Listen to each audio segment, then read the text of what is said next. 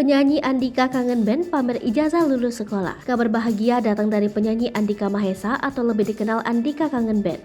Lantaran baru saja lulus sekolah, vokalis Andika Kangen Band diketahui beberapa kali mengikuti ujian kesetaraan sekolah dan mendapat ijazah lulus. Andika Kangen Band sebelumnya lulus ujian program kesetaraan paket B atau setara dengan pendidikan sekolah menengah pertama. Sementara tahun ini dirinya kembali mengikuti ujian program kesetaraan paket C atau setara dengan pendidikan SMA. Kegiatannya tersebut dilakukan di PKBM Mutiara, Kota Bandar Lampung, Provinsi Lampung. Hal ini sontak menuai reaksi positif dari rekan sesama artis.